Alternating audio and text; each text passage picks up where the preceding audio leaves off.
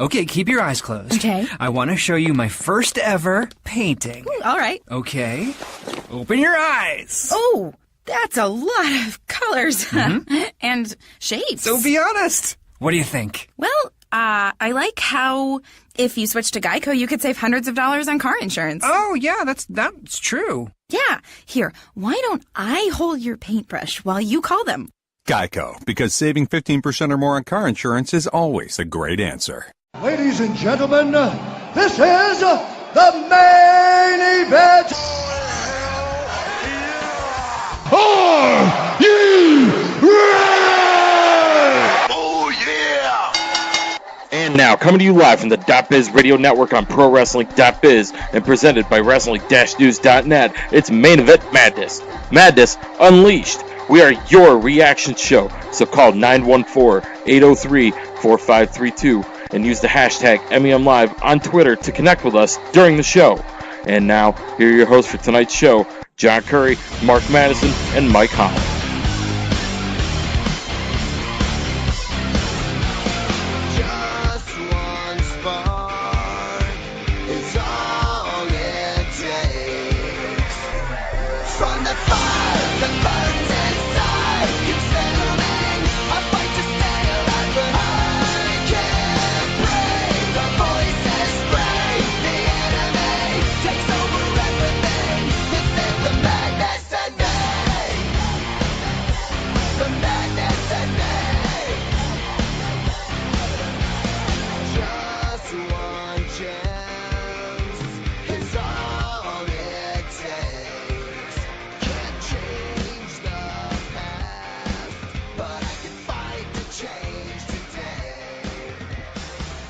All right, folks, welcome to Main Event Madness March.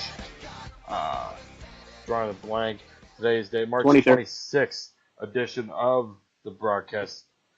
We thank you guys so much for joining us tonight. Yes, we're taping on the 23rd. I'm sorry. No. You're good. I ruined the illusion. That was one thing in my head. I'm like, oh, wait a minute. Yeah. I've never been good at trying to, you know how like WWE would tape on Tuesdays and they pretend it's Fridays. Right. But nonetheless, guys, we thank you so much for taking time out of your day to come hang out with us and hear what we've got to say. Really appreciate it. I am joined tonight, filling in as co-host. Well, not filling in. He is one of our co-hosts, but tonight he is the co-host that you can hear with me most weeks. Most weeks. He's a writer for TJWrestling.net as well as Sportskita.com. Brandon Lasher. Hello, sir. Hello, nice to be with you again. Absolutely. It seems to be a rare occurrence. Definitely. Glad to have you on as co-host. We don't happy to be here. You caught me on a good day. Yeah, you were telling me before the show went on the air. Oregon's in the Elite Eight, and granted, by the time this airs, we'll know their next game. But yes, 2 straight years in the Elite Eight. It's pretty exciting. So, just watching some basketball in the background, and ready to talk wrestling. Absolutely. My excitement as far as college basketball this year was just the fact that my Hokies actually made the damn tournament. They did. Yeah, it was the first time I think since like 2008, 2009, somewhere around there. So just the fact that they made it, I was happy about. But congratulations to the Oregon Ducks, and hopefully they move on beyond. Hopefully they get to the Final Four. That'd be pretty awesome. That would be pretty amazing. Now, either that or we'll look just hopelessly out of date when the show airs on Sunday. Wouldn't be the first time that's happened to me. So we got a lot to get to tonight, guys. And use the hashtag MEMLive if you guys want to keep along with the show. I want to get to something in a second, but we got a lot of topics I want to talk about tonight. WWE. I mean, this could be dated by the time we air on ProWrestling.biz radio network, but for at least right now, WWE trying to buy Ring of Honor. That I thought was pretty interesting. That's the first real. I mean, yeah, there's some whispers that WWE tried to buy TNA last year, but that's at least seems like the first real concrete evidence that we could be seeing a pretty major wrestling company being bought first time since WCW back in '01. at least here in America. The Hardys have officially been offered WWE contracts, and with Reby Sky's wrestling store being closed up, yeah, a lot of people are starting to think it's one of those things. If there's smoke, maybe there's fire after all. Um, Shawn Michaels. Apparently, we were a lot closer to seeing Shawn Michaels this year at WrestleMania than a lot of people may think. We're going to talk about that. Mick Foley wants to wrestle again. Yeah. Yeah. Hip replacement and all, wants to wrestle again. We'll talk about who he wants to face. And I got a couple topics I'm going to get to in my version, in case Mark doesn't join us tonight, of Wrestling Tinder. And also, we're going to talk about this with Evan Ginsberg, could WWE, and Evan will be joining us probably, 40, 45 minutes from now, maybe. Could WWE be gearing up for its biggest post-WrestleMania week ever?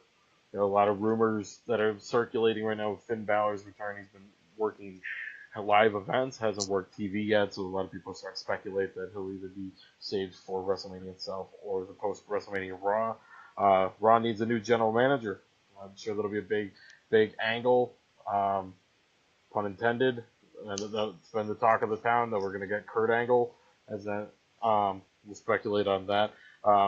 Maria, Dave Meltzer reporting today. Maria Kanellis is returning to WWE. The Hardys, Kelly, and with Maria Kanellis comes Mike Bennett, most likely. Usually they're a package deal.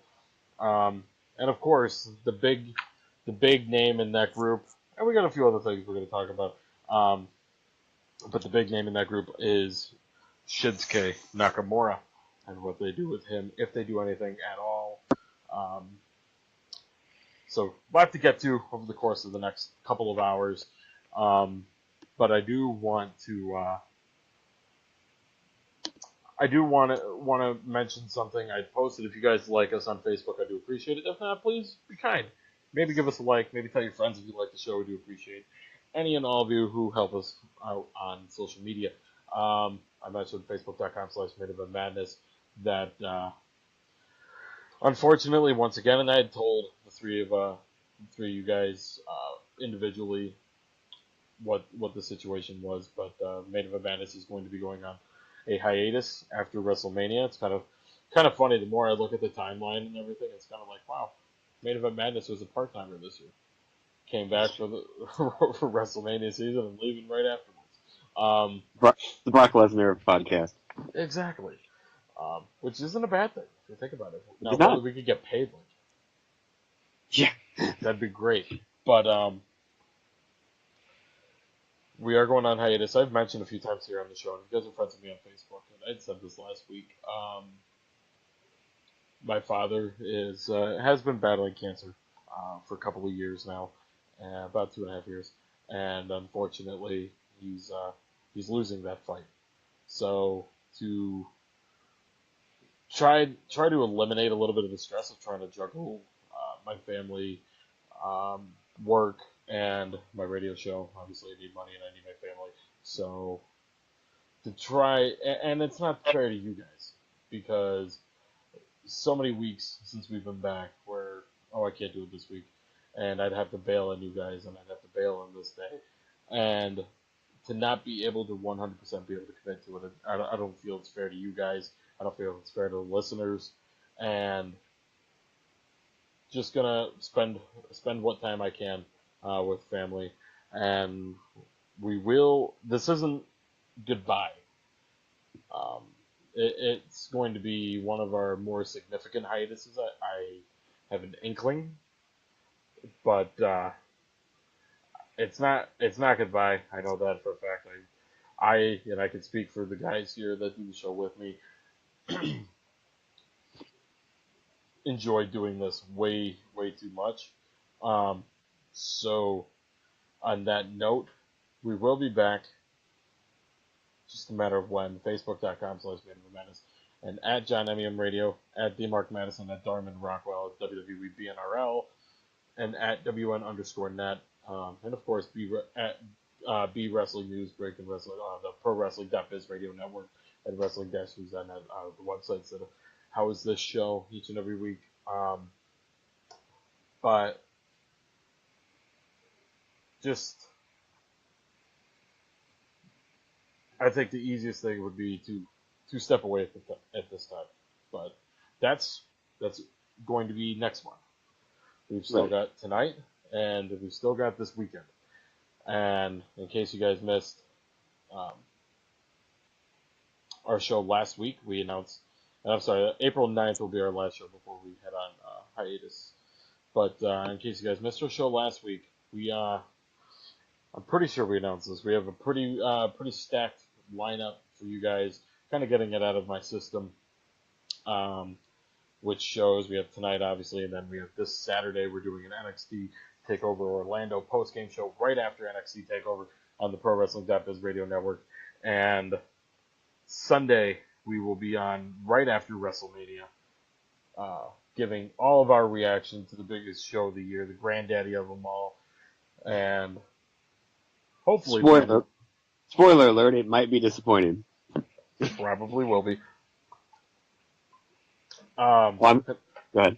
I'm hoping I'm gonna put you on the spot. I'm hoping you can join us. For the post WrestleMania? Yes. Well, any of the shows.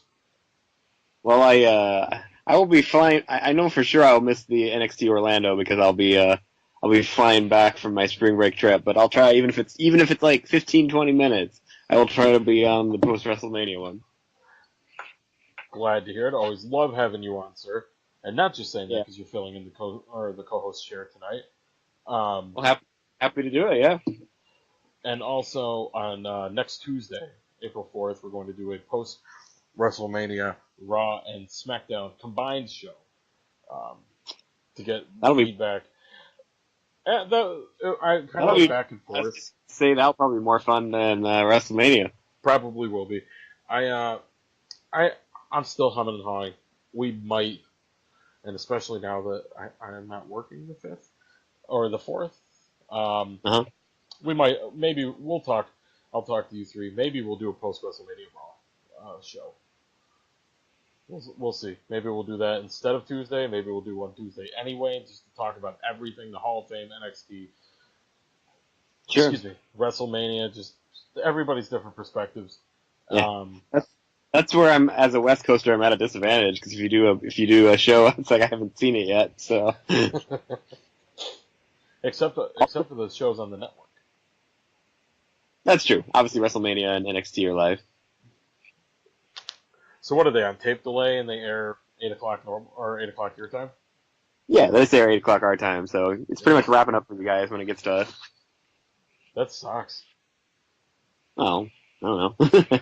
No, I'm just saying that sucks because I remember when I was there a couple years ago, we were loving that Raw got out at 8 o'clock. What the hell are we going to do now? I think it's great. Like, all sporting events end pretty early over here. See, that's a good thing. It's got to be some kind of silver lining to it. I mean, I just finished watching the Ducks play and it was like 6:15. It's pretty great. You East Coasters, all sports go to midnight. If not later. Including WrestleMania. Yeah, it did last year, right? It went past on midnight, I think, last year. Did it go it was 15? Yeah, I think it was close to 9 p.m. My time. Yeah. Just to see Roman. Just to see a 30-minute boring Roman Triple H match. and I must have said, I'm not like bashing Roman. He's had a lot of great matches, but that was not a good match. That was Triple H trying to think he was Triple H from 2005, not 2016, and well, we'll see how Triple H is against Seth Rollins. If he can't have a good match with Seth Rollins, he's not going to have it with anyone. I saw a meme on Facebook, and I thought it was pretty funny. It was WrestleMania 80, and it was Triple H returns one last match against The Undertaker, and Vince McMahon's a special referee. God. Oh man. And they I don't know. I think this might be the last WrestleMania for Undertaker. Which sucks. I don't want him to face Roman Reigns in the last one. Yeah, I mean, I think they were silly to not do the match that everyone kind of wants to see, which is him and Cena. Yeah, you'd be surprised. I mean, I think it's more of like a 60-40 balance. People who want to see it and don't want to see it. I think the people who don't want to see it, they want to see that match with Bray Wyatt. And I get that match should have been the one that ended the streak. That should be Undertaker's career finishing match. And if it's not, then the guy like Finn Balor would be good for that too. But or even a good heel, like a Baron Corbin. Somebody who can benefit from it. But if not, then I don't see the problem of Undertaker versus Cena. Because if you look at Undertaker's WrestleMania cemetery, I guess you could say, you've got the big names: Triple H, Shawn Michaels, Batista, Edge, Randy Orton, CM Punk, Mark Henry, Big Show, Ric Flair. Who else did he? Undertaker? Yes. Actually good people or other people he fought? Other people he fought, or good people. Either one. Terrible people like Giant Gonzalez, I right? was just about to say that. What do you fight? Superfly, Big Boss Man. That was my first WrestleMania I saw live. WrestleMania 15 when he fought Boss Man in the worst Hell in a Cell up to that moment. Up until that moment. Jake Roberts. What's that? Jake Roberts. Did he get hung in that match? Boss Man? Yes. Yeah, Boss Man got hung. It looked like he was Undertaker murdered a guy and got cheered. It was the joy of How did they stage 90s. that? What? How did they stage that? I was just watching a video on the What Culture there, and supposedly there was like a thing in the rope that allowed it to hold them in place without hurting them. Jesus Christ. They put a lot of effort into not murdering Big Boss Man there. Well, that's a good thing. There'll be several legal questions that will follow. Yes, if they actually killed him. I mean, WWE's had those issues before. I don't mean to laugh at it, but it's true. Yeah. And of course, his matches with Kane and Psycho Sid. Psychos.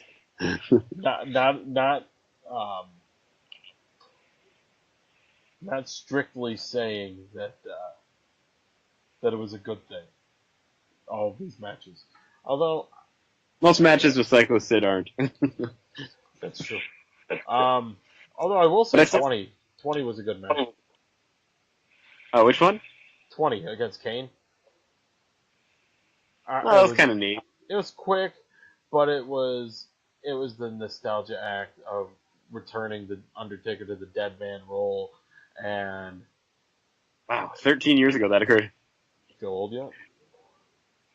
Well, since I remember seeing 15 live when we're at 33, yeah. I remember Jerry Lawler joking, or not remember, but remember reading Jerry Lawler joke one time. By the time the Iron Sheik gets the ring, it'll be WrestleMania 37. It's like, oh, look at that, we're not that far off anymore. Nope, we're getting pretty close. It's kind of sad, but let's switch gears here, and I want to get your opinion about WWE trying to buy Ring of Honor. Well, I think I've admitted this before. I'm not I just don't really have access to watch Ring of Honor, so I don't really get a chance to watch it too often. So part of me would be like, I mean, if they completely owned it and turned it into a farm system where the show was on their network, I think that would be pretty awesome. I just don't. Oh, go ahead. As I said, I just don't know what they would do there. Are they trying just to buy access to the videotape so they can show old matches with their stars? Are they trying to buy it and put it out of business, which would be horrible? Or are they trying to buy it and make it basically like an independent, like NXT, like they're doing with, Evolve? I think it's a mix of both, that they want the library and they want content on the network. That's not... I'm perfectly... If the WWE Network is a one-stop place for me to get, content, I might even watch, Impact or... other things if they were on the network. it's just too hard in this area to see Ring of Honor. It's usually on at like 1 a.m. on a Sunday night or something. It's just hard to watch it. Yeah, I'm reading this really quick while you were saying that. Apparently, they would still have the Ring of Honor TV show air on the WWE Network. No word on what talents, if any, would be kept. Apparently, they first contacted Sinclair Broadcasting back in August about trying to buy the company from the library and remove another competitor.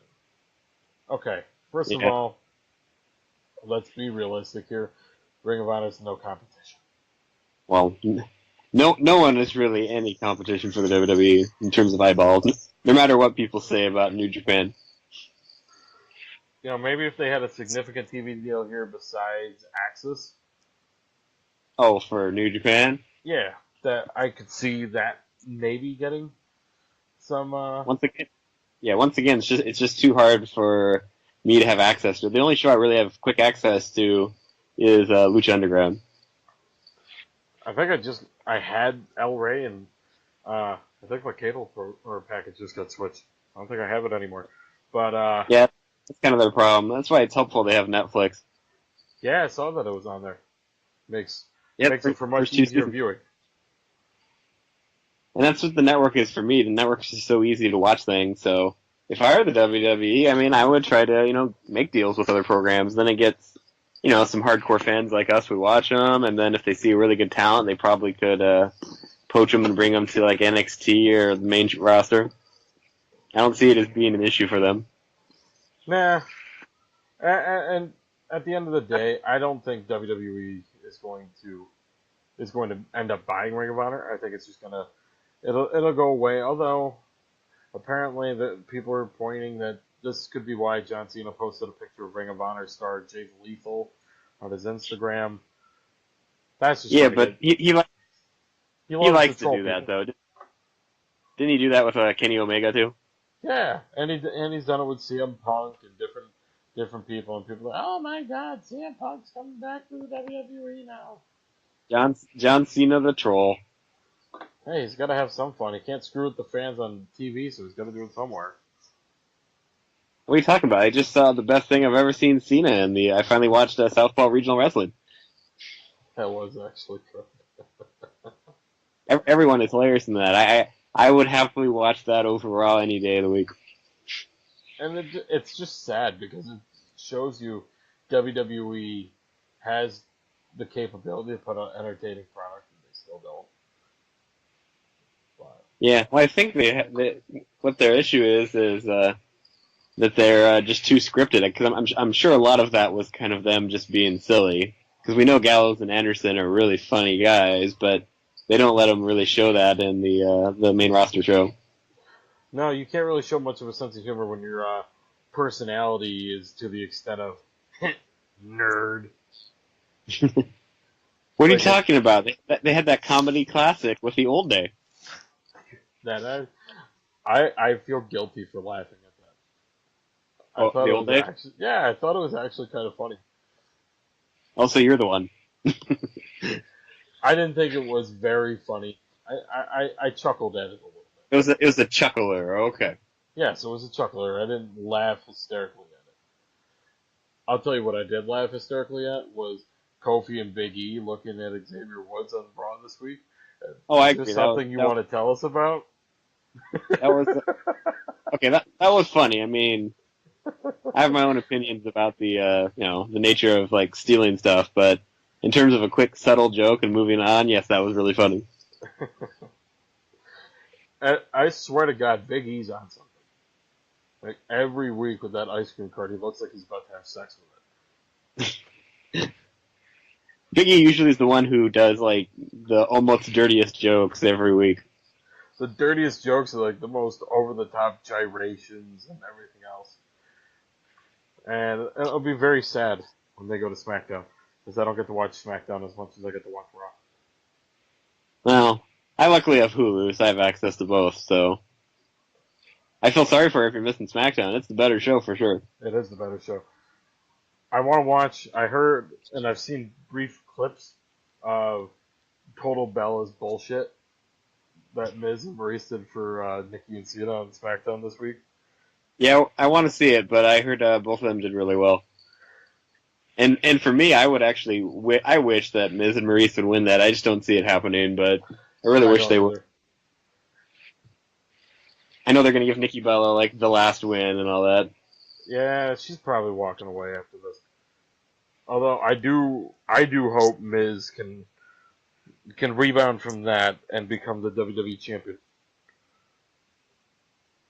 And if you told me that a year ago, I would say that's crazy and he's a horrible heel. But man, he's pretty much like him Maurice and AJ came back and he just it's like having his wife with him made an impact on him. and just the whole thing with bringing Maurice back for Miz. It was the idea that made so much sense that just took so stupidly long to execute. Right. It's like everybody knew that would actually work. It's just WWE took so damn long to actually do it. We always need more Maurice in our life. It's not a bad thing. But yeah, it seemed to like motivate Miz because like I mean he's been pretty much the best talker in the company in the last year. And when you get to talk shit to Daniel Bryan on a daily basis and make fun of him for walking away and retiring, yeah, that's a heat magnet. Right? Aren't Miz and Bryan like actually friends in real life? I wouldn't be surprised now. And I do have to say I don't think we've ever said this in Main Event Madness that pretty much my favorite show on the entire network is Talking Smack. Yeah, I would have to say because you get better storyline progression from Talking Smack than you get from like 6 months worth of Raw combined. Oh, absolutely, and it almost seems like Daniel Bryan just doesn't care, and it makes it hilarious because Renee is just so good at what she does. She's just so good at like freaking out about it. And, like anytime somebody tries to break the fourth wall, she's like, "Whoa, wait, guys, wait!" Like, just like, no, we're going to break the fourth wall anyway. Yeah, and she's fine with it. She rolls off it well. I actually honestly wish she was one of the announcers because Otunga and JBL and Saxton they're just awful. Renee Young has to do better than them. Yeah, I'm not really. Otunga's horrible. Like, there's no way around that. And Jennifer Hudson, which I can't even believe this is still the reason. If Jennifer Hudson wasn't his husband, yeah, You'll get it. if Jennifer Hudson wasn't his wife. His wife. There you go. Wow, I can't talk today. Would he be anywhere near TV? No. Sad part is she's not relevant. Just like me talking shouldn't be relevant either. Unfortunately, it still is. Yeah, I mean that's why he's there. I mean, if his commentary just repeats he just like states the obvious. It's horrifying. So I watched that. It's like, really, you can't put Renee in there, who's knows her product and enthusiastic. And it's like, nope, we have boring Otunga. Not only that, imagine having two people that are enthusiastic about the product, and Mauro Ranallo and Renee Young on the same commentary. And JBL would look even more like a sourpuss. But let's move on from that, and I want to talk about that was our discussion of. I was saying that was our discussion of Ring of Honor. Yes, first time we've talked about Ring of Honor, I think, in a few months. So it'll be interesting to see what happens, especially by the time this airs on Sunday on blogtalkradio.com/pro-wrestling.biz. I'm sure this might all be old news by Sunday, one way or another. This is true. Or it'll be the same, maybe. And okay, well, for the hopes of not seeming out of date, let's hope it's that one. Absolutely. The Hardys. A couple days ago, it was reported the Hardys have been offered, and I hope this one isn't old news either, because I'm actually thoroughly enjoying TNA being ripped apart by Reby Hardy, on a daily basis. It does seem fun. It does. I don't even watch TNA. I don't either, but it's damn entertaining. The Hardys with WWE. Now this is an interesting thing because TNA fighting the intellectual property lawsuits and all that crap. Just Right. trying to Why are grasp. you fighting? Why are you fighting a lawsuit? If you wanted to keep him, just keep him. Pretty much. I just don't understand it. I mean, I don't even watch. I said I don't watch TNA, but even I know it's like, why would you let Matt Hardy go? He's the most entertaining thing on your show. And how many people say all the time how he's the reason that people tune in to Impact on a daily basis or weekly basis? I mean, I haven't watched like the whole show, but I've seen a couple clips, and the only clips that I've seen were broken Matt Hardy. Yep. It's not like I'm turning in to see Bobby Lashley and Alberto El Patron. Nothing against them. You know what they're trying to do with that? What's that?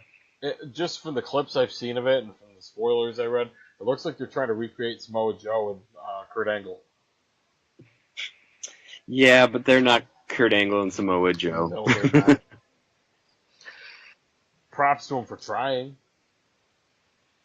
Yeah.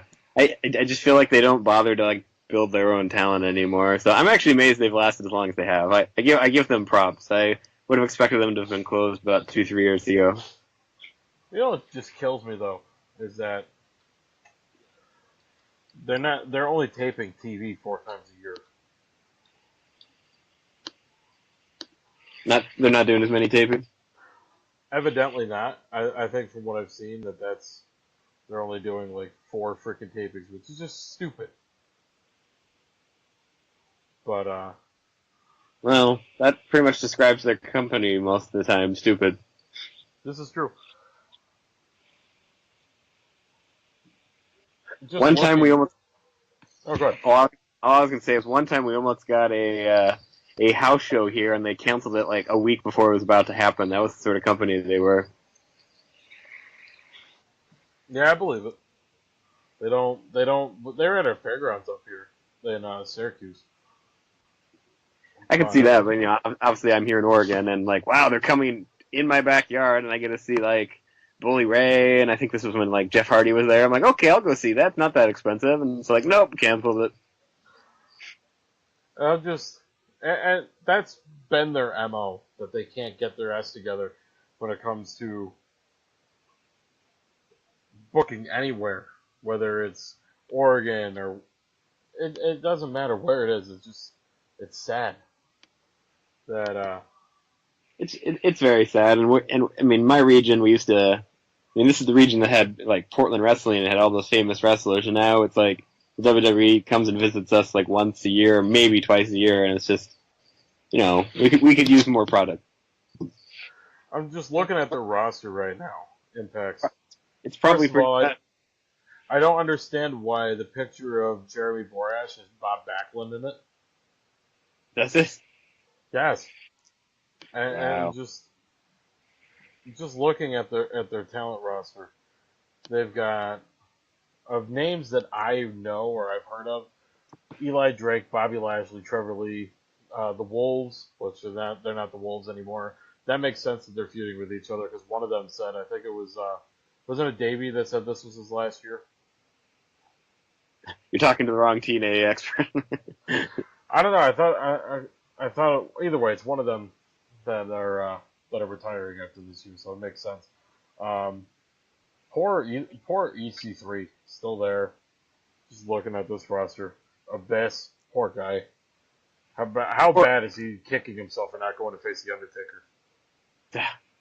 I just feel sorry for Abyss. He had the opportunity to leave, and now it's like nothing. Bram's still there, Mr. Charlotte Flair, Aaron Rex, yeah. I appreciate you saying Mr. Charlotte Flair because Charlotte's light years better. Yeah, this is true. Tyrus, James Storm. Oh, James Storm, you could have been a big star in NXT. NXT could have beer money right now. They could have. They could have. And literally, James Storm- right when he left, Bobby Roode came in. It's like, you are stupid. But hey, Well, hats I'm off sure to him Bobby for. Roode's fine with it. I'm sure Bobby Roode is. James Storm probably isn't. Probably not.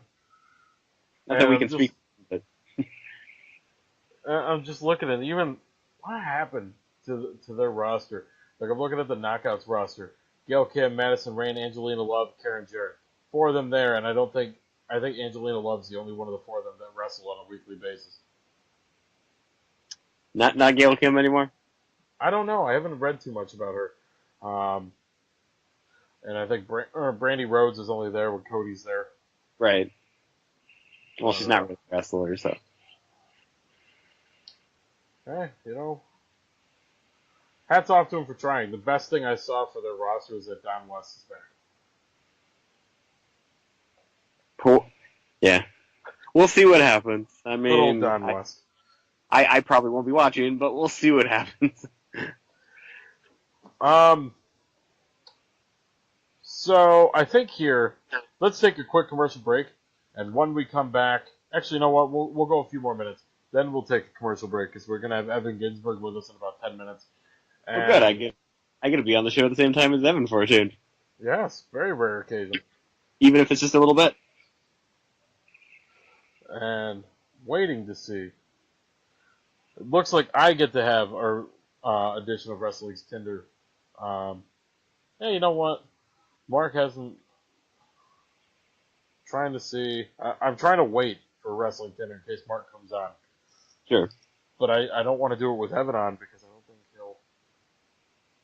You don't think that Evan knows what Tinder is? I don't know if he'd want to go along with it. All right, screw it. Let's do Wrestling Tinder. All right, so what Wrestling Tinder is ours. It's our co-host Mark Madison's segment. So basically, if you like a topic, you swipe left. If you don't like a topic, you swipe right, right? Or is it the other way around? I don't use Tinder, but I believe that's correct. Okay. Well, for all intents and purposes, that's what we'll do. If we like it, we'll swipe left. If we don't like it, we'll swipe right. And if we're backward, leave us alone. We're not in our early 20s. Well, I'm in my mid-20s. Oh, okay. I didn't say I said early. But I don't have to use Twitter. Or Twitter. I don't have to use Tinder, so... Oh, okay. Fair enough. All right, so the first topic is Bo Dallas of Wyatt. Bray Wyatt was interviewed and has said that Bo Dallas is quote-unquote the most underrated talent on the roster. And that he thinks that he should join him in the Wyatt family. Do you want to talk about this, or do you not want to talk about it? If you do, swipe left. If you don't, swipe right. I will swipe left and talk about it. So, you want me to go ahead? Okay. So Yes, go ahead. Sorry, I had a little bit of a dry mouth. Well, I don't know if I agree with Bray's assessment that he's the most underrated talent, but I do agree that he's far better than they ever let him do, because he was a really great heel character in NXT. I actually thought he was kind of getting over as his Bo Dallas character in WWE, and they kind of just gave up on him. But anything's got to be better than him just like jobbing on like main event at this point. And if I think putting Bray with him would really help out Bo, because Bo's not quite obviously. Well, most few people are. He's not quite the talker of Bray, but he's a decent talker, and he's definitely a pretty good worker too. And Bray needs some more people in the Wyatt family, so why not? Yeah, I agree with you. I don't know necessarily if I agree either that Bo is the most underrated, but I do think that would be a very interesting dynamic to the Wyatt family if they added Bo Dallas, especially if they can get somebody to once and for all be Sister Abigail. Maybe they'll do that on the post WrestleMania SmackDown for all we know. But didn't Randy Orton kill Sister Abigail? No, apparently Eric Rowan saved her.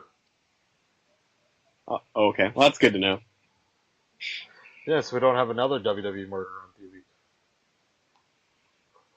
But yes, well, where Baron Corbin tried to murder Dean Ambrose and he got an Intercontinental title match, so it kind of worked out.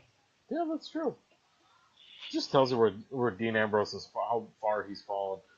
Went from being WWE champion to being almost murdered. And then his title's on the line. And he'll probably lose it, too. I'm fairly confident. I'm fairly confident he's going to lose it, too. But I do think it would be interesting for the Wyatt family. I'm sure Luke Harper will go back. I'm sure it'll be some elongated storyline of trying to get back at Randy Orton or something like that, and then Eric Rowan will be back on post if he's not already, and I think he is though. Yeah, he should be healthy. On the post WrestleMania SmackDown, just something, them putting the Wyatts back together again because they love to undo what they do 2 weeks later. It's vintage WWE. Next topic. Yeah, and Oh, go ahead. No. Well, I was just gonna say it's like, yeah, I get a little tired of the constant breaking up of Luke Harper and Rowan and all that. I don't think they really should ever really break them apart anytime soon because they work very well together. It's not like they can't do single runs without, being a part of it. Yeah, it's kind of like the New Age Outlaws. Yeah, they were together for what, 6 years? Something like that. Maybe not 6 years, but 4 or 5 years, and it worked. And they didn't split them up. You know why? Because it worked. And the Wyatts got over is that, yeah, there are a lot of people that cheered for him, but a lot of the people that cheered for him were people that were into horror movies, and they Right. both had that horror movie vibe to them. I know Luke Harper's got the Bruiser Brody comparisons.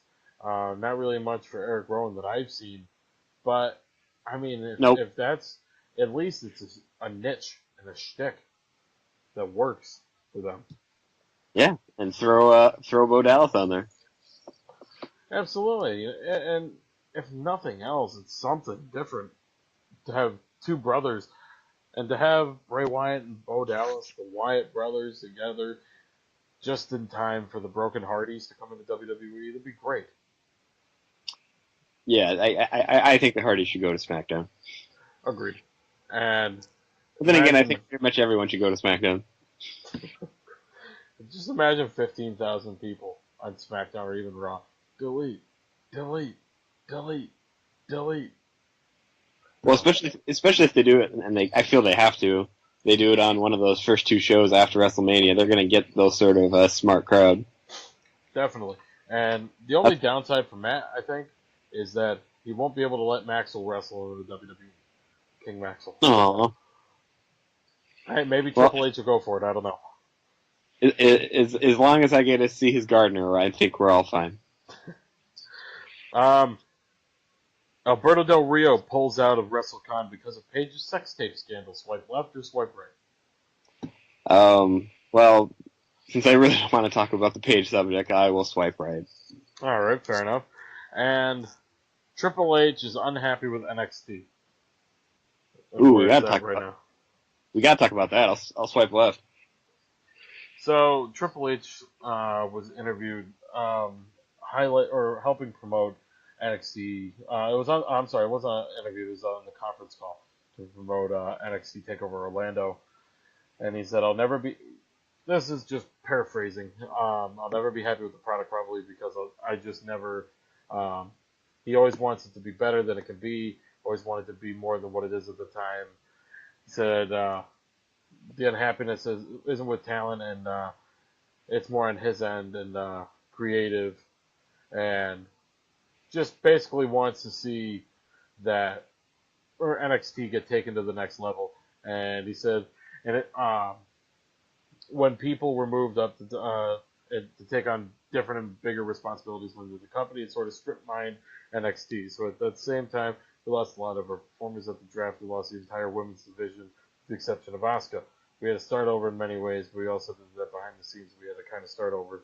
So when I say I'm unhappy with the product, I'm happy with where we had brought it to. There are a lot of things that, as NXT came up and changed, some of the things that worked got adopted by main roster. The things that worked got moved up, and we had to reinvent ourselves.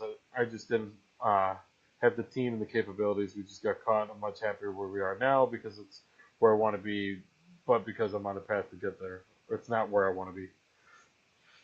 So my early thoughts on that before I throw it to you is just it reminds me kind of the old ECW argument when ECW was the third brand. Right. It would just be picked apart, whether it be announcers, whether it be talent, whether it be creative team. But what do you think?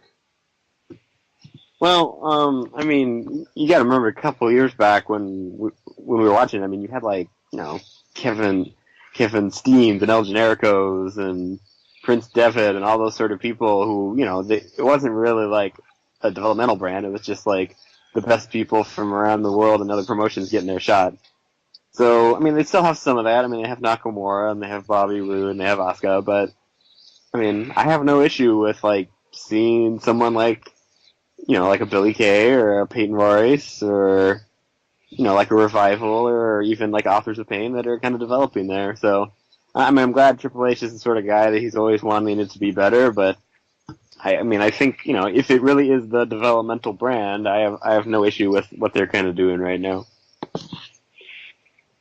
And I mean, kind of weird timing to have that argument when just looking at their roster right now. I mean, Shinsuke Nakamura, he's gone. Pretty soon, probably. He's gone. Hideo Itami, that's a tricky one. Well, he just needs to stay healthy, but if he is, he should probably be in NXT for at least a few months. Absolutely. Ty Dillinger, I think he's gone. I don't know. They don't seem very ecstatic about moving him up. Yeah, maybe he didn't win over the main roster brass like they thought. I think Asuka's gone. Either that or she'll do double duty, kind of like Paige did for a little bit. I don't know if Asuka's gone just yet. We'll see what happens. Just looking at their whip. I'm just saying her match is really good with Ember Moon, though. Yeah, I'm looking forward. They're doing that, at least TV-wise, they're doing that at TakeOver, right? Yeah, they're doing it at TakeOver Orlando. It's probably one of the matches I'm looking most forward to. Yeah, that, and I want to see who's Rude facing. He's facing Cassius Ohno? Facing Nakamura. Oh, he's facing Nakamura again. Yeah, he fought Cassius Ohno on TV just 2 weeks ago. Okay. So I'm getting all the tapings mixed up. But it'll be interesting to see who goes up, who doesn't. And on that note, that has been this week's abbreviated edition of Wrestling Tinder. I hope you guys enjoyed the segment. I'm sure Mark does. I know Mark does a better job with that segment every week. And did it in his place. He should be back with us. Maybe not Saturday, but I think definitely. Well, maybe I'm hoping Saturday or Sunday he'll be back with us either for post NXT or post WrestleMania. But at this time, we're just going to take a quick commercial break, and when we come back, we're going to have Evan Ginsberg of the Evan Ginsberg Show on Village Connection Radio, and we'll talk to Evan a little bit about his show and what it's about coming up after the break. Also, we're going to talk about Shawn Michaels, how close we were to seeing Shawn Michaels at WrestleMania. Could we get rain at WrestleMania this year? I thought that was kind of I thought that was a little bit of a snarky topic, and I'm sure Evan's going to enjoy this. Mick Foley wants to wrestle, so we got a lot of topics we're going to get to here in hour number 2 of Main Event Madness. Don't go anywhere, guys. Main Event Madness Radio. We'll be back right after these words, right here on the ProWrestling.biz Radio Network. Alright, wrestling podcasts are a dime a dozen these days, but you want a show that you can feel is yours, and a show you can react on and react with. Well, ask and you shall receive. Main Event Madness is now your reaction show, as we're live after every pay-per-view at 11:30 p.m. Eastern. BlogTalkRadio.com/ProWrestling.biz and Wrestling-News.net are the places to be, as we have new episodes every Sunday. Don't forget to like us on Facebook and follow us on Twitter and Instagram. Main Event Madness. Madness Unleashed, a ProWrestling.biz radio network production. We here at Main Event Madness pride ourselves on being able to connect with all of you during the show and, more importantly, after the show. And you want more ways to do it? No problem. Facebook.com/Main Event Madness is the official Facebook page of Main Event Madness, and it's loaded with columns, news, opinions, as well as upcoming guests, showtimes, and more. Check us out and give us a like today. Facebook.com/Main Event Madness. So you're a wrestling fan, and you want news, and you love hearing about different shows. No problem. Wrestling-News.net has you covered with news on all of your favorite promotions, including exclusives you won't find anywhere else. Also, Wayne Daly has you covered with results from shows almost anywhere in the globe. Check them out today. Wrestling-News.net.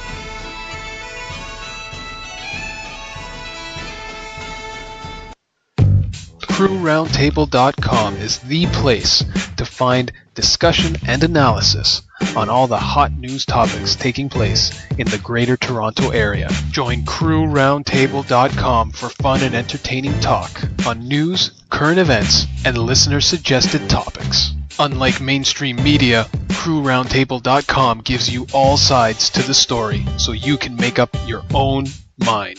Visit CrewRoundtable.com.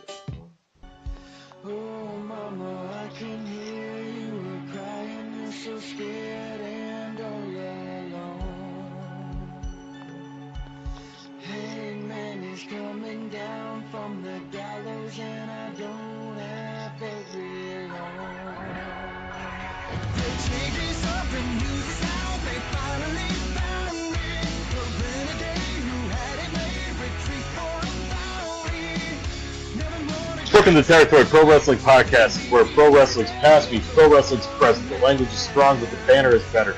Booking the Territory drops 2 shows per week. The Thursday show covers all things classic wrestling, and a weekly classic top 5 discussion. The Sunday show drops every Sunday night is completely dedicated to walking through each and every episode of Jim Cornette's Smoky Mountain Wrestling. You can subscribe on iTunes, Podbean, Stitcher, Podcast Addict, or wherever you get your podcasts from. Also, you can visit MikeMills.podbean.com. That's Booking the Territory podcast with Pro Wrestling's Past meets Pro Wrestling's Present. Sundays and Thursdays, MikeMills.podbean.com. That's Booking the Territory. Follow him on Twitter and like him on Facebook at Booking the Territory and BTT_podcast. And we are back here, guys, on Main Event Madness Radio. Real quick, just want to make a little plug. Shallow Side, which does the music for us each and every week, at Shallow Side Band, Facebook, Twitter. You can find the music on iTunes and Spotify. They have a new single coming soon, so definitely check them out. Their song, Renegade, is our official theme song that we have each and every week. We thank them for letting us use their music on our show as the official music for the show. Again, that's at Shallow Side Band on Twitter, Facebook, and on iTunes and Spotify, Shallow Side. Thank you to them again. And we are back on Main Event Madness Radio, and we have a little bit of a more full house than when we went to commercial break. I have with us 2 of my co-hosts, as well as the host of the Evan Ginsberg Show, which is debuting soon on Village Connection Radio. He's also the associate producer of the Oscar-nominated film The Wrestler. He's working on a documentary called 350 Days. He did one before called Wrestling Then and Now. It's available on Amazon Video. Evan Ginsberg, hello, sir. Hey, great to be back on. Absolutely. We thank you for taking time out of your night to come on with us once again for another edition of Ginsberg's Gab. And also with us tonight is our co-host who's with me each and every week. He's a writer for TJWrestling.net, Sportskeeda, The Richest, The Sportster, and about 800, PWP Nation, about 864,937 different outlets. Hello, sir. I just get exhausted listening to all that.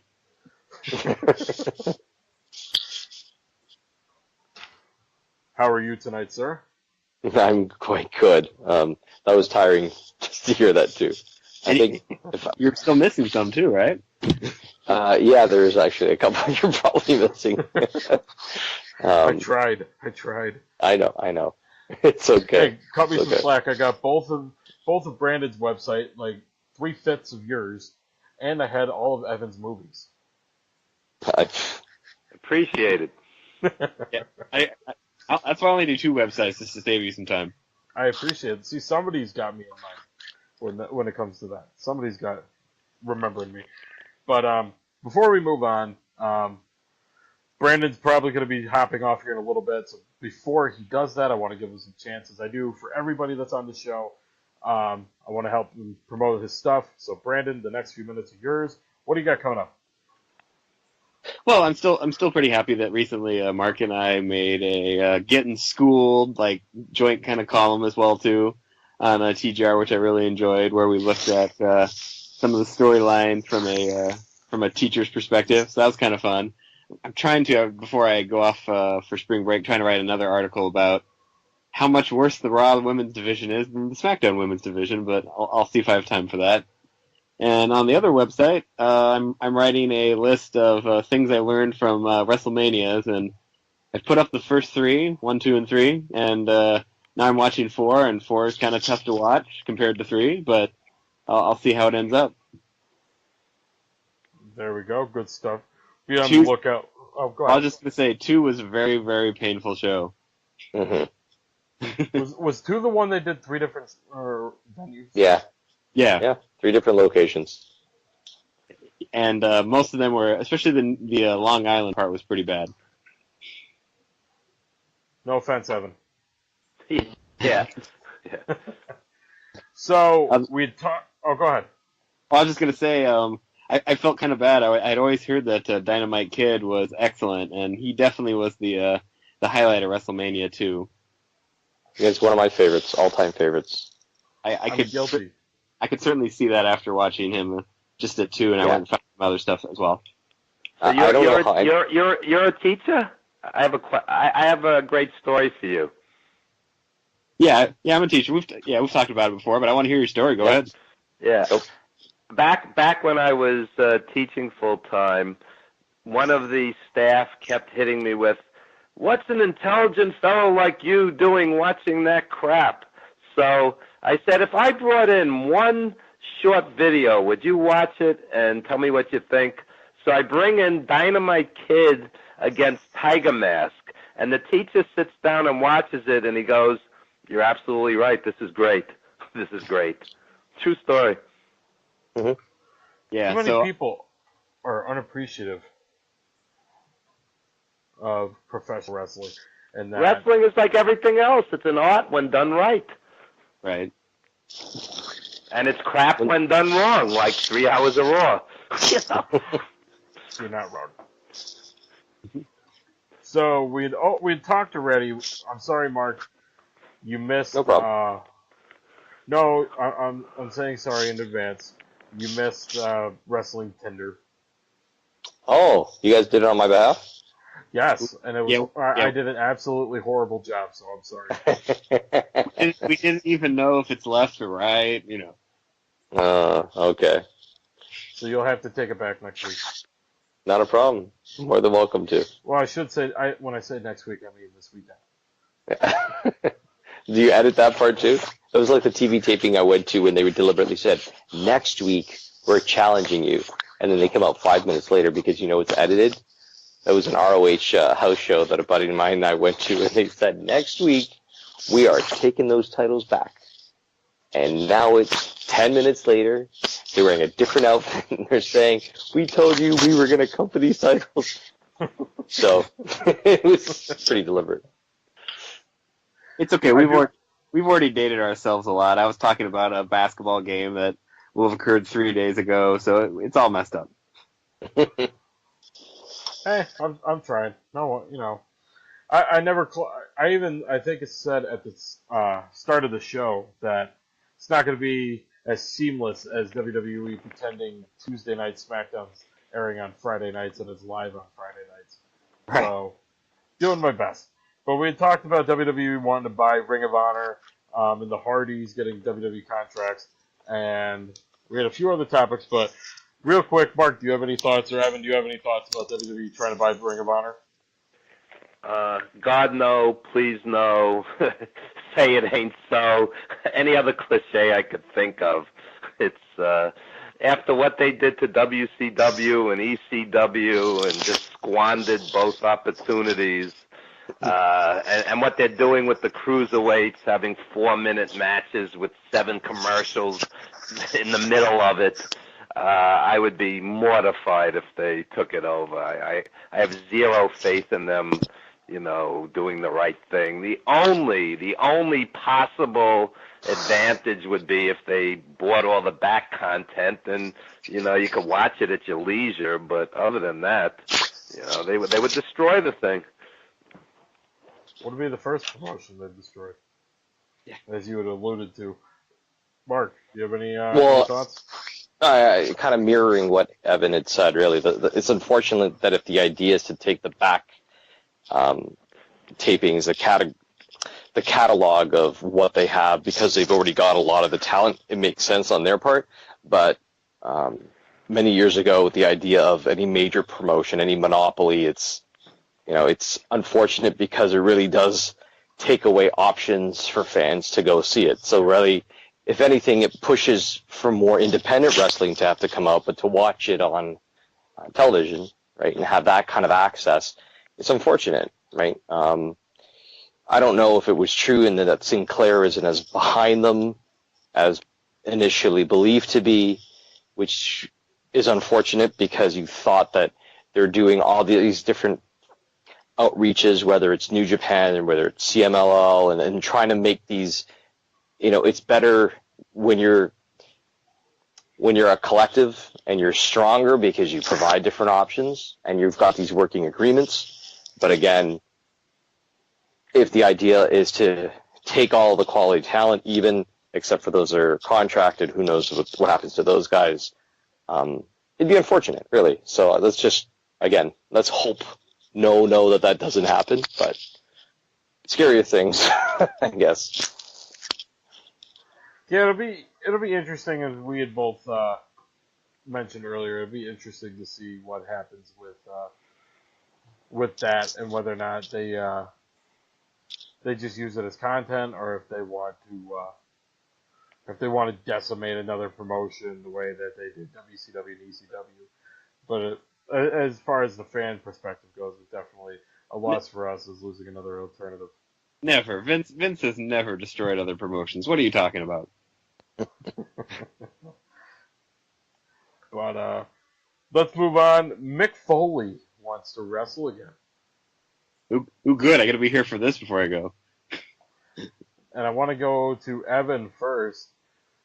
Evan, do you have any idea who Mick Foley would want to wrestle?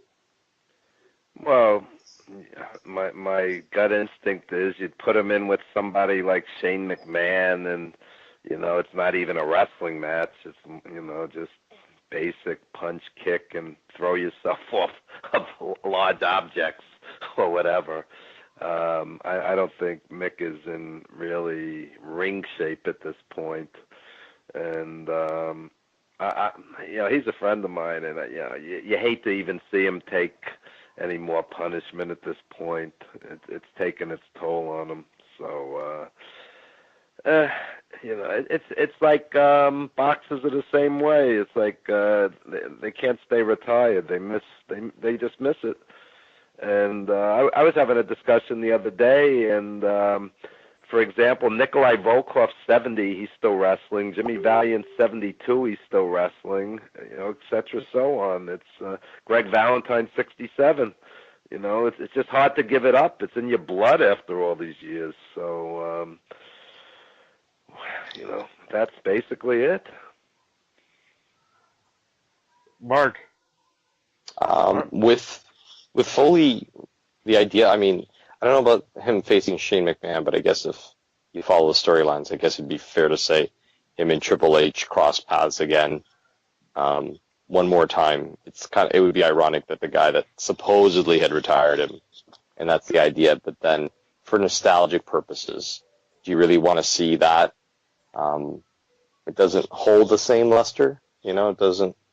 I know DDP with yoga has really helped him, and he's lost some weight because of it, but he could probably even say he's not the same person he was before. All right, but, so yeah, much on, like Evan said, if it's in your blood, it's kind of hard to get rid of that itch if it's always there to scratch. For WrestleMania 33, pretty funny you mentioned Triple H because that's who Foley wants to wrestle. Contacted for a match with AJ Styles and turned it down, and then one person is I don't think it'll happen. It's pretty sad that WWE the ring. I would be okay with Seth Rollins retiring Triple H. Retirement, and Sean stuck to his gun. Maybe not the way out about the staying way you retired mask it all and is you being just done make in it the a tag match, Mark, are you and the guy disappointed comes that we in and didn't does get 2 or to 3 see minutes. Shawn That's what Michaels they do with versus the AJ old Styles? school guys when they're kind of 51-year-old shots Shawn and, Michaels. smoke and mirrors, but they could pull that off easy enough. Not really, because if I know suppose that they could do that. Sean, even at this age, but- could probably See, do things. I that almost guys thought that was the his initial plan, can't. is that it would have been like Foley and Rollins, I don't think that's and then what he wants. and I don't Rollins think would that would be compete fair to to get watch Foley's job a back lesser or Shawn something Michaels. like that. So it kind of sucks. Although it's kind of weird But because not the way they initially completely, started off is that no, there was no, animosity I mean, between 10 them. years ago, like And then you had like a Triple H probably and been the match Samoa to Joe watch, or even something at, like that, right? 41, he would have still been ready to go and still could do a As lot of this things, point, but I don't even know what the use of Joe is, or what's the use of I don't think it's the first Zayn, time they've what's asked the him use of either. Finn I think Balor. He's been asked multiple The times use of over these last Zayn 7 is years. game loser. That's his Probably get role. in the ring with Game somebody, loser. and then That's the unfortunate part, because just if for like, whatever reason, but going this into would have been WrestleMania, like, is that really special. is he just because there on of the who card to Styles make is and somebody else look better his body at work. that particular event? When you're doing it, when you're doing it on television, Sometimes time after time it's again, that they because do then when you they're on almost top. you know that he ends up becoming like Tarnish their glorified image. enhancement tout when he's so much Flair better I than was that. seeing month after month in So. the '80s in Philly and Yeah, Jersey, etc. I don't really know I mean, where. I don't the even think NWA WWE champ. knows where they want to go. He was unbelievable. And then you stick around As far 20 years as- too long, and you kind of remember somebody even at the WrestleMania end, this year or and beyond. But time will tell. It's better to And I have leave. another one I'm going to get to in a Michaels second. is going to be revered because he was Thank you to great Brandon throughout his for career. filling in You as the didn't co- see the co-host here decline. Yeah, And, happy I could do it. I don't think it's necessarily It's a been a lot bad of fun. thing to leave when you're relatively young. If Hopefully I got to talk to all Absolutely, you. but we got to do it more They'll often. have that same. Yeah, I know. The world of mystique teaching, as Mark about him knows, instead of, it's difficult from time to he's time. lost a few steps. Oh, I've been tell me, to buddy. mountains of legends. So, it's all about testing. The teaching's almost secondary. Testing and clerical. It's a shame. It's a shame. When I That's saw unfortunately him true. in most of my day 80s, is going to be watching he, kids do he tests. had It's just lost sad. several steps. And the demonization of teachers in the media. But we're getting off of important things like pro wrestling. I know, right? Michaels, you didn't Well, see I'll let you guys get back to that, and I'm going to keep watching old WrestleMania. Although, yeah, it would have been great. I mean, AJ Styles, sure, but Enjoy. I'm looking forward to reading it on Sportskeeda, buddy. Oh yeah, thanks. Back to watching 4. I got to see Savage win. Evan, would you have said that Take it easy, Brandon. All right, talk to you guys around later. even maybe Good night. before the take whole care. Take care. Monday Night Wars 96, 97, let's say around 95, that was about it for Flair? Would you even say that he still had some gas in the tank a little bit after that? I think the last great Flair match was him and Vader in WCW. What was that, 93, 94? Yeah, that was the last Wow. great match. The last great match I remember him in. Him and Michaels at WrestleMania was good, very good. I wouldn't say it was a great match. No, but considering his age, there's like 20 years between him and Vader and him and Michaels almost. Right. So I'm just getting your perspective as to like where, okay, he's plateaued. He's about as good as he's going to get. Considering his age, he's done it all. Now what is it? Like, what are we doing now? Is it? Yeah, you also have to understand that Flair in his prime, this guy was working 350 days a year. Mm-hmm. I mean, sometimes 2 one-hour Broadways the same day. I mean, what this guy, plus the partying, this guy, what he subjected himself to over, plus 2 plane crashes on top of everything else. So it's amazing he was that great that long. I mean, Flair in his prime in the 80s live, it was magic. There was a big difference between Flair and Backlund in that same period. Flair could make anybody look great. Anybody. Backlund couldn't make the big lumbering super heavyweights look great. Backlund was great when he was in the ring with a technician, but Backlund, when the guy was like one of these big lumbering monsters, it was stultifying. So Flair was amazing in his prime, just amazing. Was it Backlund's ability to sell to a bigger guy and B, it's convincing because where did you see that it dropped off for Backlund facing a bigger guy? It was just these guys were lumbering, and it just was awkward. When he was in there with a Big John Studd or an Angela Mosca, it wasn't the same as when he was in there with, say, Ken Patero or a young Adrian Adonis when he was much thinner, or Bob Orton Jr. These guys were tremendous. Morocco when he was thinner, early 80s. These guys were tremendous, tremendous wrestlers, pure wrestlers. And, Backlund, the best Backlund match I ever saw was him and Adrian Adonis. They went 27 minutes. It was just like a wrestling clinic. Adonis was a great wrestler. You forget later in his career when they had, the buffoonish gimmick. But when he was young, this guy was great. And as a fan watching it early 80s, unfortunately, we missed that. We never got a chance to see the svelte Adrian Adonis and the other, because he had personality. You could see that he can wrestle, but that buffoonish look is unfortunately the last image we had of him. We didn't even get his best. So I have this conversation online all the time with people. They see a wrestler late in their career, and maybe they're putting guys over and they're not getting pushed or whatever the case may be. And they don't even realize that these guys were main event guys earlier in their career and major stars in different territories.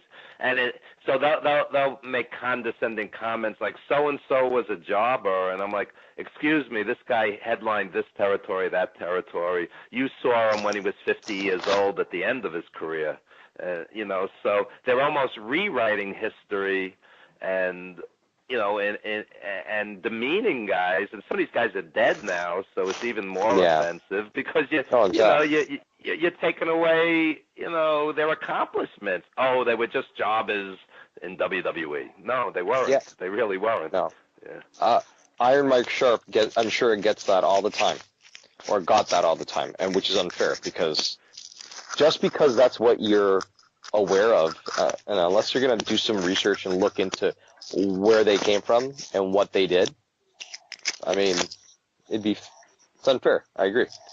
Iron Mike Sharp headlined for Bill Watts. Iron Mike Sharp in WWE wrestled Backlund for the title at the Spectrum, wrestled Tito Santana at the Garden for the Intercontinental belt. So they throw out this word jobber, and it's really not accurate. It was a different stage of his career.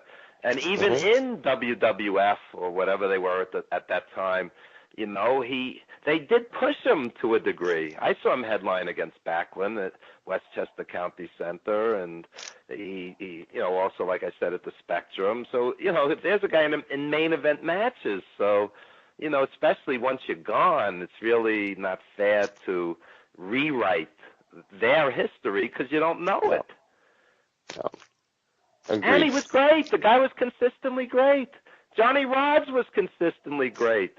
Johnny Rodz headlined the L.A. territory, Java Rook. Johnny Rodz, wrestled in Puerto Rico as a star, So even though he lost a lot in WWE, the guy was just consistently excellent. And it's kind of, they're counting the one-loss record, which is ridiculous. Yeah. You're not measured by your wins and losses. You're measured by your contributions and what you put in. But people, unfortunately, we have a generation that will only look at it from just, how many times he was put over and how he was pushed, rather than what he did beforehand.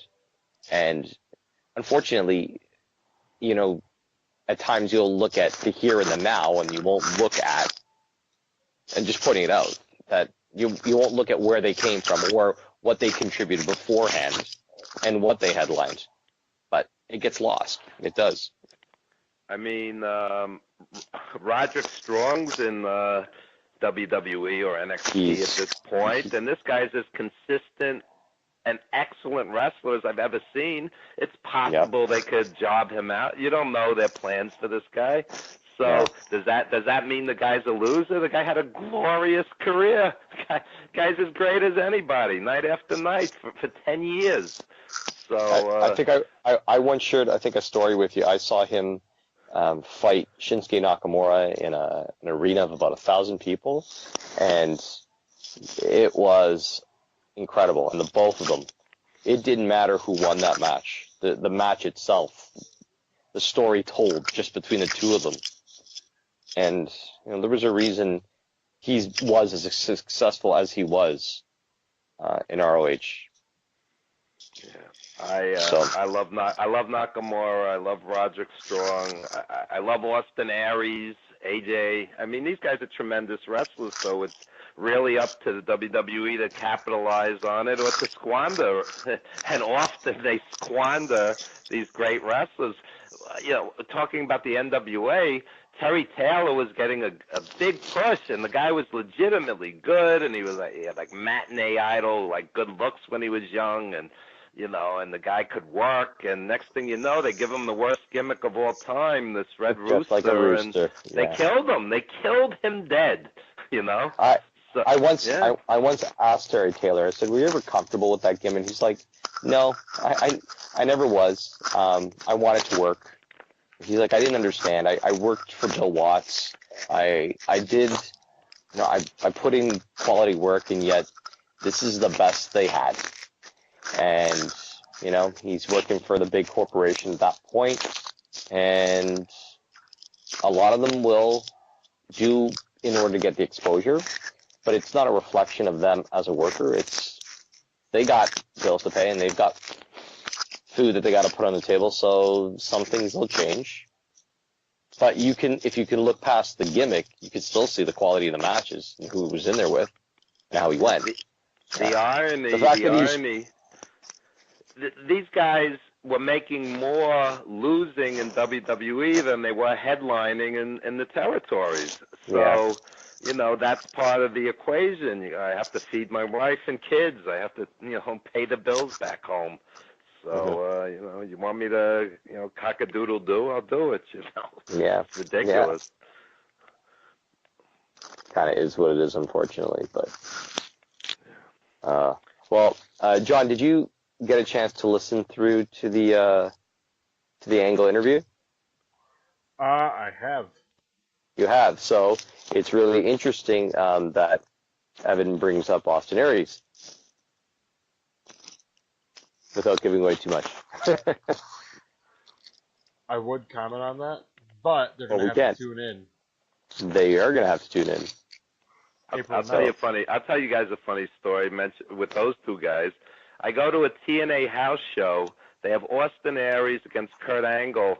I'm figuring this is going to be like the best match of all time. It's like 8 minutes. They rush it so they could do like a 45-minute intermission to hawk, crap merchandise. It's like, oh man, TNA. These guys have some work to do to put all the pieces together.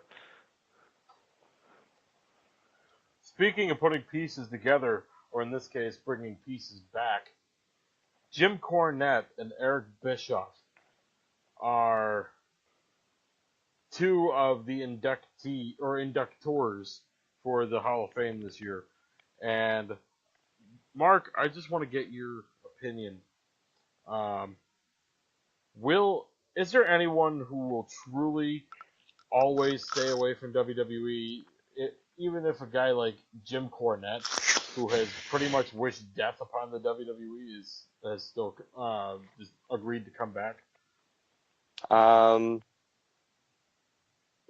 don't know if he's doing it so much for the WWE as much as he is for his respect for Morton and Gibson, right? So you look at who he's putting in. Somebody joked, does that still mean that, Loverboard Dennis and Sweet Stan don't come out somehow and crack these guys over the head with a tennis racket, jokingly, like their longtime feud with the Midnight Express. But I don't think anything is truly off limits. I think even Bischoff doing what Bischoff has done, they they can say ill will. One of the things I've always heard about McMahon is he doesn't care about all the negative. Somebody's going to talk poorly about him. He doesn't care, because if the bottom line is about selling and doing business and increasing revenue, then that's what he's going to do. Personal feelings aside, there's nothing. Like, somebody could wish death upon him. Great, let's turn it into a match. Like, it doesn't really matter, I think, on his end. So I heard that his biggest detractors, he ultimately tries to get them on payroll, because then you have some degree of control over them. Yeah. Yeah. They were saying, a live microphone and Jim Cornette, but really, he would end up looking poorly live in an event where he's trying to celebrate some other guy's accomplishments. I think it's he's not there for him. He's there for somebody else. If it's his podcast, if he's talking on his own. I mean, via social media, fans were trying to rub it in his face when Kevin Owens won the title because of any friction that they had between each other and ROH. He couldn't care less. And his feelings were what his feelings were at the time. And he's moved on. So I'm sure he was legitimate in what he felt, and I'm sure both of them were wrong at their time of doing what they did, and they move on. So silly to rehash somebody's past just because of whatever, right? So it's funny. And then Owens plays into that saying, wow, he's going to induct them, and I can't wait for him to induct me. So I can't wait when that happens. So he even plays up to it. So, I wouldn't actually, are you guys surprised that a name like Jim Cornette or Eric Bischoff hasn't been inducted into the Hall of Fame yet? I'm surprised. I could rattle off 50 names of guys who should be in the Hall of Fame. So, but those two specifically, you're saying, right? Yeah. Well, but what about those two specific? Do you Jim think Cornette's that they should be certainly worthy. The Midnight Express were the greatest tag team of all time, or right up there among the greatest. I used to see Midnight Express and Rock and Roll Express, and Midnight Express and Road Warriors and Fantastics, and these guys were tremendous. They turned tag team wrestling into an art form, and and Cornette was right there. He was perfect because Bobby Eaton was no talker, Condrey was no talker, Stan Lane wasn't bad on the mic, but Cornette really added to it. He wasn't just out there like window dressing. So I think Cornette definitely deserves it. Do you think Bischoff's deserving with everything with WCW, the NWO, and his run? No. It was circus-like, a lot of what he did. It wasn't for me. I mean, a lot of it was excellent. A lot of it was cartoonish, and ultimately the company went under. One of the greatest talent rosters in history. I don't see how that's deserving of Hall of Fame, but stranger things have happened. Coco Beware's in the Hall of Fame before Ivan Koloff. Before Ivan Koloff, before Luthez. Beth Phoenix is in the Hall of Fame before Ray Stevens and Ivan Koloff. I mean, none of it makes sense. It's a popularity contest. It's politics. It's who they owe a favor to. Who, whatever the case may be. It's certainly not based on pure merit. Yeah, I think Ivan Koloff's one of the greatest heels of all time. He headlined Madison Square Garden 13 times. 13. Okay, he beat Bruno, who was champion for 8 years, handpicked by Bruno. I mean, what else do you have to do to deserve to go in? I mean, it's ridiculous. Didn't you say, Evan, that actually people in the crowd were crying when I might have heard that somewhere. Yeah, when they Bruno actually lost. They actually have a video of the match online, which came out of like nowhere, and you could watch it. And the fans were just dumbstruck. They were silent. It was like Japan. Like it was just silent. And Koloff was great in his prime, and what people do not understand, it was a different world back then. When you won the belt, even Stan Stasiak, who held it for like 6 days, he would come back again and again as a main eventer because that meant so much back then. Now when Joe Schmo's held the belt for eight times, 9 times, 10 times, it doesn't mean anything. It's just like a TV match, but back then, it was like this guy was the world champion, and and for Ivan Koloff not to be in the Hall of Fame is just ridiculous, absolutely ridiculous. So, Ditto Ray Stevens. Switching gears from the Hall of Fame, looking ahead to next week to post WrestleMania, Raw and SmackDown, and one could definitely argue WWE seemingly is gearing up for its biggest post-WrestleMania week in at least in recent memory. Just rambling off the top of my head, in no order, Finn Balor's return if he's not returning at WrestleMania, or if he, at least as a tape, he doesn't return tomorrow night on Raw. Raw needs a new general manager. There's rumors of now, Nakamura coming up. Yes, Shinsuke Nakamura, whether he goes to Raw or SmackDown, if he does leave NXT, the Hardys, or whether or not they actually signed with WWE. They've been open contracts, if you guys missed that. Kelly supposedly returning at WrestleMania. And the big one that kind of came out of nowhere is Maria Kanellis, according to Dave Meltzer, is apparently returning to WWE. And if you guys have paid any attention, she got married to Mike Bennett. Mike Bennett and Maria Kanellis are kind of a package deal. So there's that. It's all positive. Yep. The only downside I could see for Mike Bennett and Maria is that it's basically the Miz and Maurice character. Well, that would be a natural feud, mixed tag matches. That would work. Booking, you don't have to be a genius to, see stuff that's so obvious, and sometimes they don't. They don't. It's I would gear that up, from day one. That would work. But here's another question. Maria would obviously, I would imagine, would return to the main roster where she left. And if she does Mike Bennett go with her? Well, they could both be in NXT together. I mean, Lana and Rusev were both in NXT together, and then I know it's a different set of circumstance, but NXT could just as well be that still replenishing talent and moving them through. So, that's true. That is true. They could use... Because, I mean, if you think about it, when Mickie James came and competed at NXT TakeOver, it was still NXT. Yes, it was a major event, but all the publicity and the promotion when Nakamura was biggest star in Japan, on the East Side. Yet that's where he came about. So I think they could still keep him as a package deal. It would be awkward then because unless it's doing one of those things where she's up and then she's introducing him.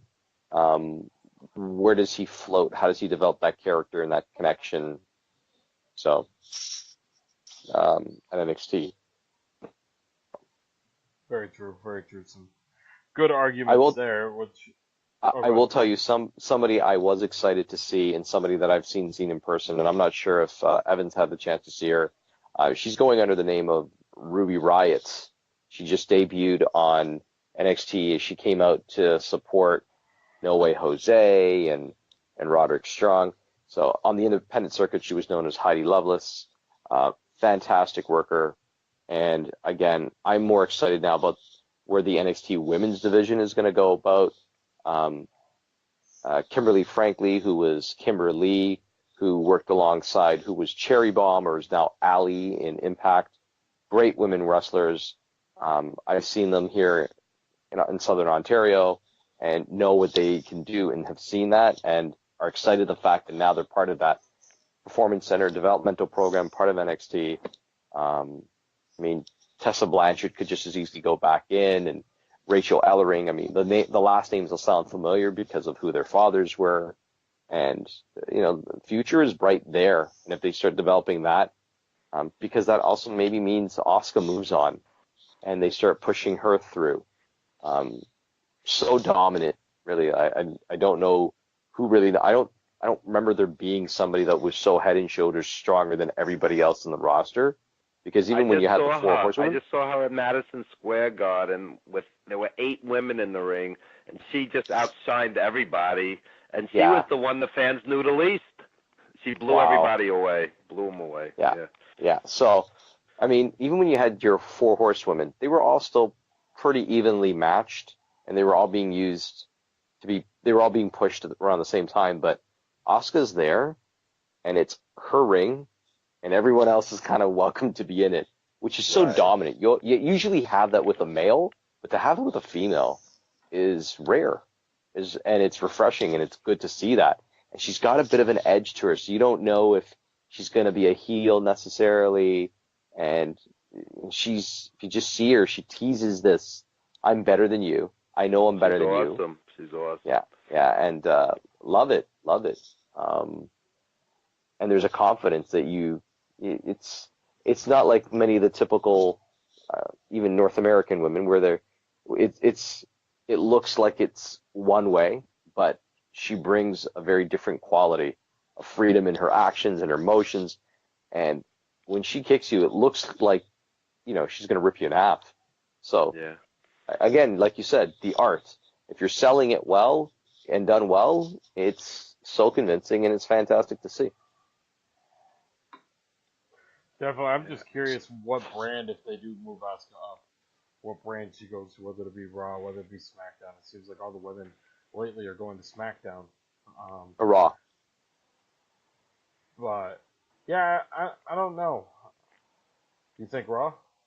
No, I think a lot of the women are going to Raw because they've got that third hour of time to blitz and not really use properly, so they oversaturate it with talent but not really write them well.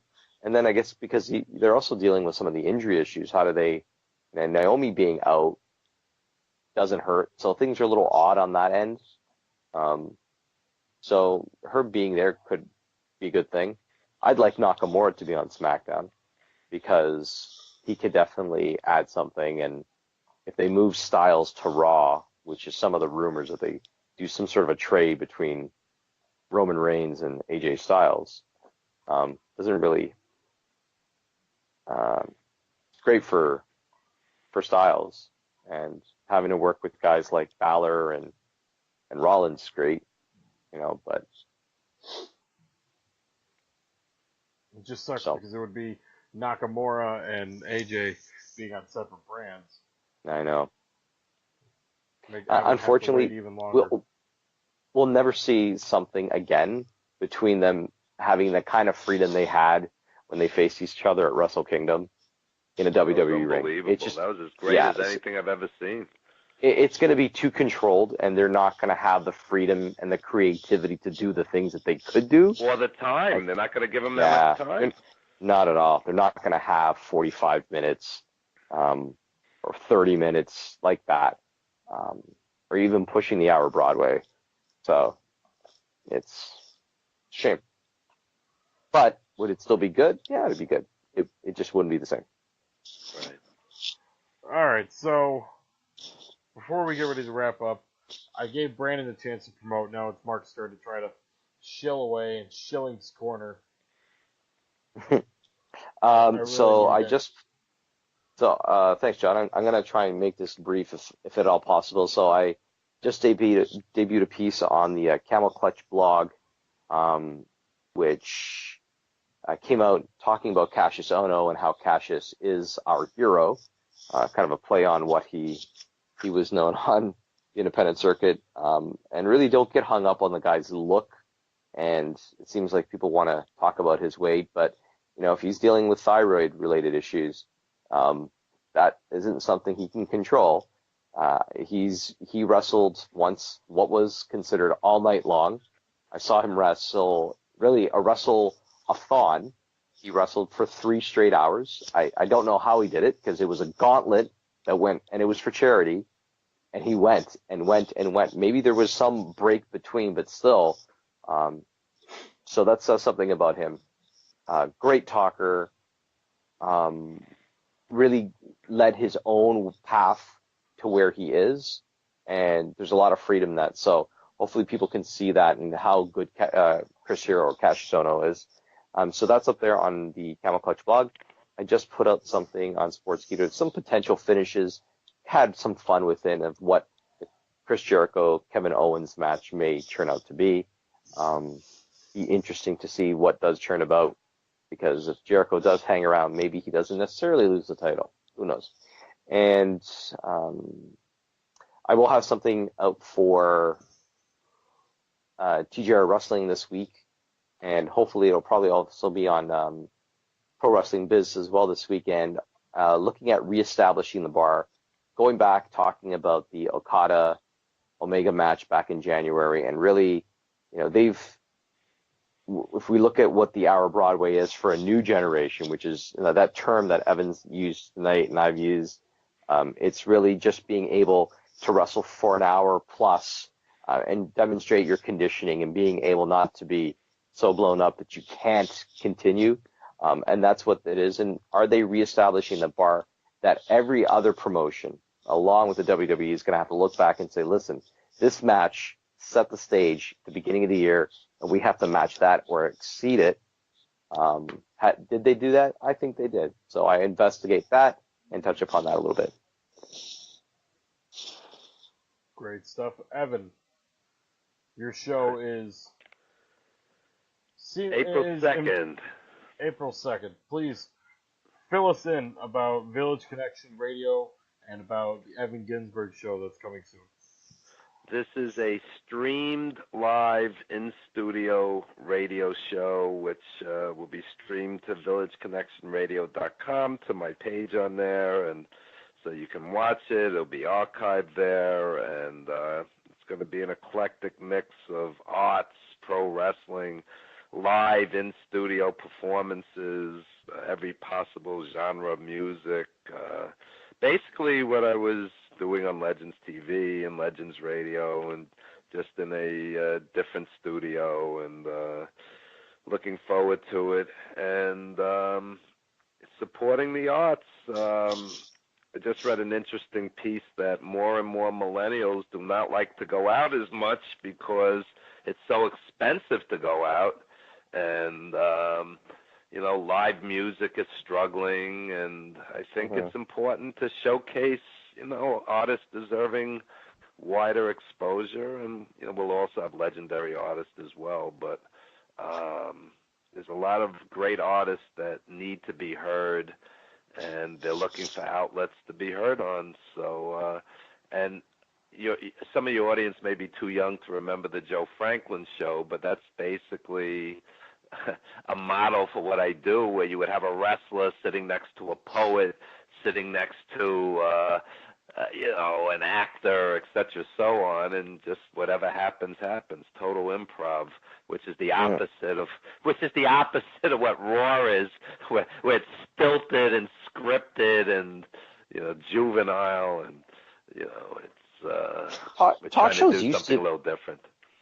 Talk shows used to be like that. I remember late night talk shows being where you'd actually have those multiple of guests sitting next to each other, and one comes out and they shake hands with the host and the last guest, and then they move over, and then the next guest comes out, and then they promote that person, but maybe they connect a little bit. It doesn't feel like that with a lot of late night talk shows. They come out, they do their part, they leave. They invite the next guest to come out. Why do you think they got away from that? Because it became all about shilling for a $100 million CGI blockbuster, where there's a lot, So all attention needs to be paid on that. Yeah. So that's why they're there. And if I had a network talk show, what I would do, I swear to God, what I would do is I would have like Barack Obama sitting next to porn queen Vanessa Del Rio, sitting next to Abdullah the Butcher. It's just whatever happens, happens. That's what I would do. I would have like the craziest mix of people imaginable, and it would work because they're all interesting, eclectic, and quirky in their own way. And yeah, that would be my fantasy. See, I could see Barack trying to pull the fork out of the porn star's forehead that that Abdullah put in her head. That would be my dream show right there. So. Now that's a template we should all try to copy.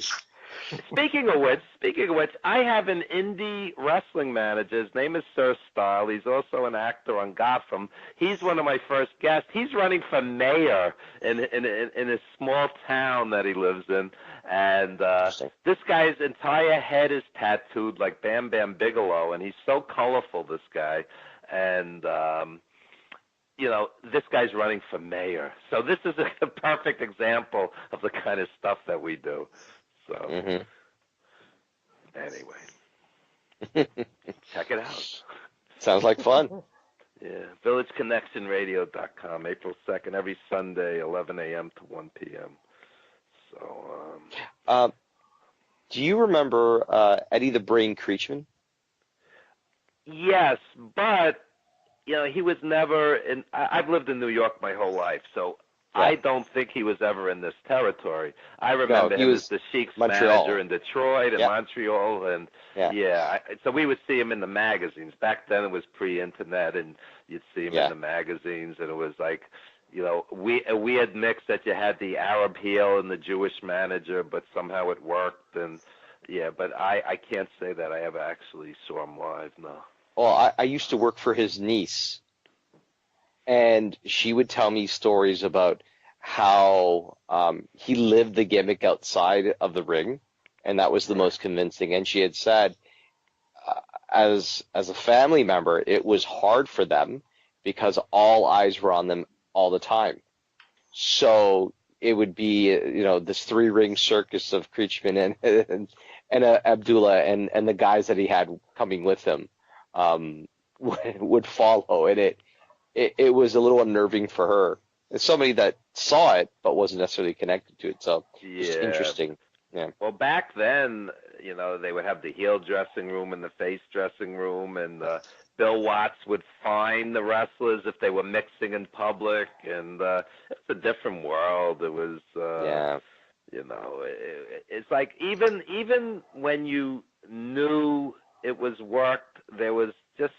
It was a different vibe at the arena. It was like people kind of forgot, It's hard to explain. It's like Bruno would make the comeback and people would go out of their minds. So when you saw like a cage match, it was like, they were bloodthirsty. They really hated the heel and loved the face, and it was a different world. Now it's like all for laughs, and it's Raw, it's just like, it's like if you were in a coma for 20 or 30 years and as an old school fan and you woke up and saw Raw, you wouldn't even understand it. It's so far removed from what you grew up on. And Ring of Honor is much closer to what I grew up with. New Japan Pro Wrestling, it's a purer, it's more a sport, and you appreciate it as such. It's old school? Chris Jericho and Owens. That's old school. Yeah. It's like it's a real feud. You're looking forward to it. You care who's going to win. It has a different vibe to it. Just goes to show you how good Chris Jericho is, and how sad it's going to be when he walks away. But that is. Oh, go ahead. No, go for it. I was just gonna say that is. I think all we had for tonight. That's why I didn't mean to cut you off. No. Well, Chris Jericho's kind of like a bridge between old school and new school. He's no kid. He's been out there a long time, and he worked all over the world, and he worked with a lot of the legends back in the '90s, and he's kind of that bridge. And so when he's in a feud, it feels like a feud. You care. It's many times. I saw, for example, like 4 or 5 years ago, I saw John Cena and Dolph Ziggler in a cage at the Garden. And you're watching it and you're going, Ziggler looks like a nice guy.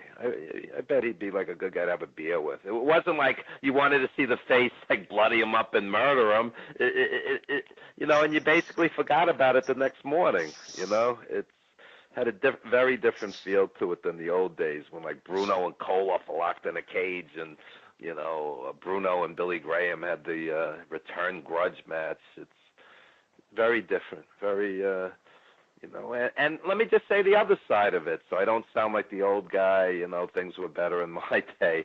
The other side of it is guys like AJ Styles are doing stuff that, a lot of the old school guys couldn't dream of doing, It was punch, kick, foreign object, whatever. AJ Styles is an artist. Nakamura is an artist. So, there's pluses and minuses to everything. Absolutely. Such as how this is the first of 4 shows that we're going to have in the next week and a half. I opened the shows acknowledging the post I made on our Facebook page, facebook.com/Main Event Madness.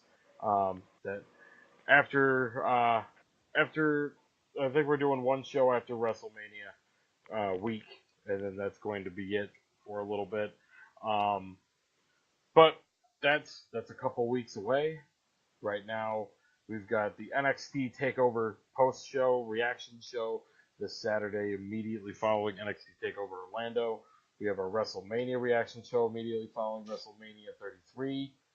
And I told Brandon, and I'm going to talk to you three, Mark, about it beforehand. Maybe we'll do one for post-Mania Raw. I don't know. But definitely we'll do one, if we don't, Tuesday for post-WrestleMania Raw and SmackDown reaction. And that is going to do it. After that, one more show, and then it is goodbye for now. But we will be back. But that's it for tonight. We thank you guys for taking the time of your night to hear what we've got to say. We'll be back this Saturday, like I said, NXT TakeOver Orlando post-reaction show. Look forward to hearing what you guys have to say and what we have to say to NXT TakeOver Orlando, or about NXT TakeOver Orlando. So for Brandon Lasher, Evan Ginsberg, Mark Madison, I'm John Curry signing off. And Lord willing, you guys will be with us this Saturday night right here on the Pro Wrestling.biz radio network. We do this all over again. This is Main Event Madness, and we thank you again for tuning in. Until next time, guys, be good, be safe, and have a good one, everybody.